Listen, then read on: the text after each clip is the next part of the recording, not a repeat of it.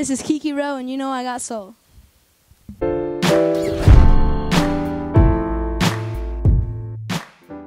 All right, Kiki, if you can just go a little bit into your upbringings and how you got started in the music industry. How I got started. All right, well, I used to just like write and just, you know, have fun with it and like play on the piano, write like some songs and, you know, just mess around. And then one of this singer or rapper in my area, so a local artist, he was just like, oh, like come to the studio, whatever, you can do some background vocals or whatever for me, right?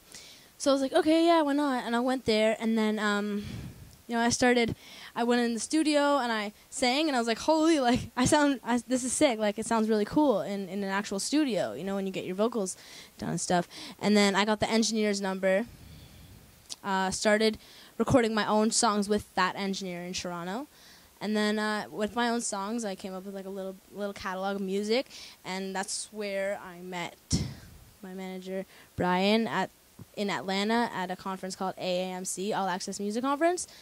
And I went there, and I guess he really liked my music, and we, you know, he gave me a few beats to write to, which was Be Alright, Go Getta, beat Mano, and Too Good to Be You. Those were 3 songs, and then I did them, and we did our thing, and we're working now, and now he's introduced me to a bunch of people, a bunch of like really like, you know, interesting people, and yeah, I've just been working and traveling and performing and doing my thing. So that's where we are now. All right, so those songs came together to make your self-titled project. Those were 3 of the songs on my Okay, and how did you know, pick those songs out of your catalog to step forward? To step forward. I think that, like, you know, we just put our best foot forward, and I think we realized that, like, you know, R&B type music is where, you know, I kind of excel in. So yeah, we did a couple of songs, and you know, Too Good to Be You, Be Alright, Go Get It, and then a bunch of other songs that kind of had the same sound. And we just picked them based on what we thought was best for me and what we thought was best for the whole album in general, and putting everything together and stuff. So. You actually did a song with one of our favorite producers, Ivan Barias. Yeah, talk about how that came together and how the session went. Yeah, it was awesome. He actually just sent a beats over, and then I listened to the beats, picked that beat because I loved it, started writing to it. The idea, like right when I heard the beat, like literally the melody just came like right in my head. So like right when I heard it, I was like, you know, no. It came right in my head, and then I wrote it, and yeah, we released it, and he liked it too, which was awesome. And yeah, we decided to put it on the album. I'm also going to have another song with him coming out soon, so that's exciting. You also work with DJ Mustard production record, Yep. A very different record than what we're used to from here from DJ Mustard. How did that come about, and you know, how was it to work with Basically that type the same of record? thing. Brian, my manager, basically you know, got him to send us over some beats. Went through the beats. Trust Issues, I was kind of messing around on the piano a little bit, found like the same like key as the beat, and like kind of wrote it on the piano, and then put that melody into the beat, and then Trust Issues. There you go. And then you came to New York to shoot the video with Mano, and how was that experience? That was Go Get It, yeah. That was awesome, like unbelievable.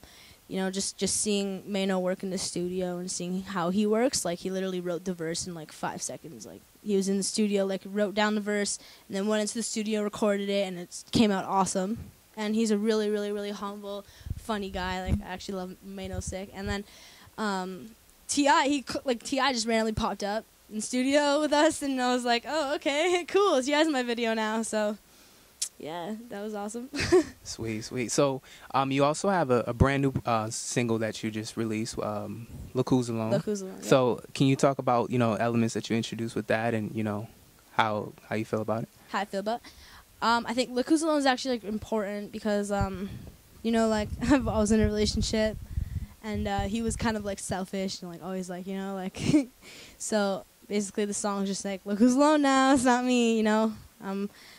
I'm doing my thing, and you're there chilling. I don't know what else, but you know, that's basically it. And yeah, it's important. I think we've already gotten a lot of good feedback off it, and the fact that Entertainment Weekly premiered it. It was just like humbling and amazing, and yeah, couldn't ask for anything. So, being an artist from Toronto, we've encountered a lot of artists from Canada. They've always felt pressure to come to the U.S. to kind of establish themselves. How do you feel about that whole thing? Honestly, I mean, it's not a lie that being in the U.S. will obviously, it's not anything to hide. If you do things in the U.S., it's gonna make you more, not established, but more known as an artist. Like, you know what I mean? Like, and more opportunities, all that. Like, yeah, obviously Canada's great. Obviously, like, I want to be known in my hometown, but I want to be more known as a worldwide, international artist, not just Canadian artist. What are some of the influences, maybe from Toronto or Drake. Just in general? That Drake is definitely a huge influence, not only because of his music. His music is awesome, but because he's such a humble guy, and you can just tell, like, he's just, and he loves music, and you can tell he's doing it for the right reasons. Also, The Weeknd is a big inspiration for me. Also, he's from Toronto, also, and yeah, I mean, those are probably my biggest influences. Okay, so what's next? Like, after the mini debut album, and are you ready to put a full project together? For sure, yeah. So yeah, we released the album last year, and we're constantly working and writing and recording and performing, and basically just constantly writing for the next album, and then all the singles will make the next album. So we're just working. We're gonna keep writing, keep recording, keep doing music videos for the songs. Basically the same process as the first. Basically the same process, just another album coming. So look forward to that. That's all we had. Anything you'd like to add? Follow me on my social media, Kiki Rowe Music. That's for Twitter, Instagram, YouTube, everything. And yeah, that's it.